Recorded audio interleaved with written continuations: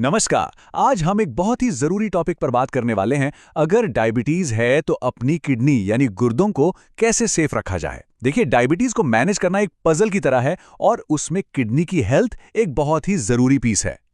तो सवाल ये है कि ये इतना बड़ा मुद्दा क्यों है? वो इसलिए क्योंकि डायबिटीज मैनेज करने का मतलब सिर्फ ब्लड शुगर कंट्रोल करना नहीं होता। इसका मतलब है पूरे शरीर का ख्याल रखना, और हमारे गुर्दे जो शरीर के गार्ड्स की तरह हैं, उन पर खास ध्यान देना तो बनता ही है। तो चलिए देखते हैं कि आज हम क्या-क्या समझने वाले हैं। पहले हम डायबिटीज और किडनी के कनेक्शन को जानेंगे। फिर वो दो सबसे जरूरी टारगेट्स क्या हैं, उन पर बात करेंगे। उसके बाद लाइफस्टाइल में क्या एक्शन लेना है, कौन सी दवाएं एक सुरक्षा कवच की तरह काम करती हैं, और आखिर में अपनी एक्सपर्ट टीम कैसे तैयार करें, इस पर भी चर्चा करेंगे। तो चलिए शुरू करते हैं पहले पॉइंट से, डायबिटीज और गुर्दों का रिश्ता। इससे अक्सर एक साइलेंट थ्रेट या खामोश खतरा भी कहा जाता है। और ऐसा क्यों? क्योंकि शुरुआती स्टेज में इसके कोई लक्षण नजर ही नहीं आते। सोचिए, हमारे गुर्दे शरीर के एक बहुत ही एडवांस्ड फिल्टरिंग सिस्टम जैसे हैं। इनका मेन काम है खून में से गंदगी, फालतू नमक और पानी को छानकर बाहर निकालना। ये हमारे शरीर को साफ रखते हैं। और यही सबसे चौंकाने वाली बात है कि जब डायबिटीज की वजह से किडनी की बीमारी शुरू होती है तो उसके कोई लक्षण नहीं दिखते। इसीलिए प्रॉब्लम बढ़ने से पहले उसका पता लगाने के लिए रेगुलर चेकअप्स करवाना इतना ज्यादा जरूरी है। अच्छा, तो इस खामोश दुश्मन से लड़ने के लिए हमारे दो सबसे बड़े हथियार कौन से हैं? वो हैं ब्लड शुगर और ब्लड प्रेशर। आप इसे एक 1-2 पंच की तरह समझ सकते हैं। अगर ये दोनों कंट्रोल में ना हो तो मिलकर किडनी की नाजुक नसों को नुकसान पहुंचा सकते हैं। तो टारगेट क्या होना चाहिए? देखिए, जिन लोगों को डायबिटिक किडनी की बीमारी है, उनमें से ज्यादातर के लिए ब्लड प्रेशर का टारगेट 130/80 से नीचे रखने की सलाह दी जाती है। ब्लड प्रेशर को कंट्रोल में रखना उतना ही जरूरी है जितना ब्लड शुगर को।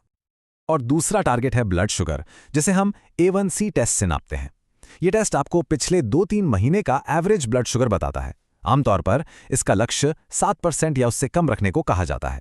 और मजे की बात यह है कि A1C में सिर्फ 1% की कमी भी डायबिटीज से जुड़ी बड़ी बड़ी मुश्किलों का खतरा काफी हद तक कम कर देती है। चलिए, अब उन एक्शन स्टेप्स की बात करते हैं जो हम खुद ले सकते हैं। लाइफस्टाइल में किए गए बदलाव हमारी किडनी को बचाने के लिए किसी मजबूत ढाल से कम नहीं है। और ये बदलाव सिर्फ किडनी के लिए नहीं, बल्कि पूरी सेहत के लिए फायदेमंद है। 3 सबसे जरूरी बदलाव हैं। पहला, खाने में नमक यानी सोडियम को कम करना। कोशिश करें कि दिन में 2 ग्राम से ज्यादा ना हो। दूसरा, अपने वजन को कंट्रोल में रखना। और तीसरा, स्मोकिंग को पूरी तरह से अलविदा कह देना, क्योंकि ये सीधे सीधे किडनी को बहुत नुकसान पहुंचाता है। अब आते हैं दवाओं पर, और एक बात समझनी बहुत जरूरी है। ये दवाएं सिर्फ बीमारी का इलाज नहीं करती, बल्कि ये बचाव का भी काम करती हैं। एक तरह से ये आपकी किडनी के लिए बॉडीगार्ड्स हैं। ब्लड प्रेशर की 2 खास दवाएं हैं जो किडनी के लिए बहुत अच्छी मानी जाती हैं, एस इनहिबिटर्स और ARBs। दोनों ही यूरिन में प्रोटीन लीकेज को कम करती हैं और किडनी की बीमारी को बढ़ने से रोकती हैं। लेकिन एक बड़ा फर्क है, एस इनहिबिटर्स से कुछ लोगों को सूखी खांसी हो सकती है, वहीं ARBs के साथ ये प्रॉब्लम नहीं होती, इसलिए वो कई लोगों के लिए एक बढ़िया ऑप्शन बन जाते हैं। इनके अलावा भी कुछ नई दवाएं आई हैं जो किडनी की सुरक्षा में बहुत असरदार हैं, खासकर टाइप 2 डायबिटीज में, जैसे SGLT2 इनहिबिटर्स। ये किडनी की बीमारी के बिगड़ने का खतरा कम करती हैं।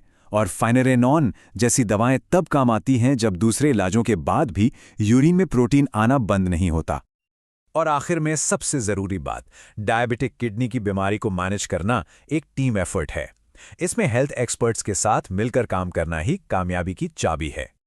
और इस टीम वर्क का सबसे जरूरी हिस्सा है रेगुलर मॉनिटरिंग। साल में कम से कम एक बार खून और यूरिन की जांच जरूर करवानी चाहिए। इससे पता चलता है कि किडनी ठीक से काम कर रही है या नहीं, और यूरिन में एल्ब्यूमिन नाम का प्रोटीन तो नहीं आ रहा। इस टीम में एक बहुत ही खास मेंबर होते हैं, एंडोक्राइनोलॉजिस्ट। ये डायबिटीज और हार्मोन के स्पेशलिस्ट होते हैं और आपकी कंडीशन के हिसाब से एक सही और असरदार ट्रीटमेंट प्लान बनाने में मदद कर सकते हैं। इनकी सलाह इस मामले में बहुत मायने रखती है। और अब मैं आपको एक सवाल के साथ छोड़ना चाहता हूं। आज ये सब जानने के बाद जब आप अगली बार अपने डॉक्टर से मिलेंगे तो अपनी किडनी की हेल्थ को लेकर वो कौन सी एक बातचीत है जो आप शुरू करना चाहेंगे? याद रखिए, अपनी सेहत में एक्टिव रहना ही एक हेल्दी फ्यूचर की तरफ पहला कदम है।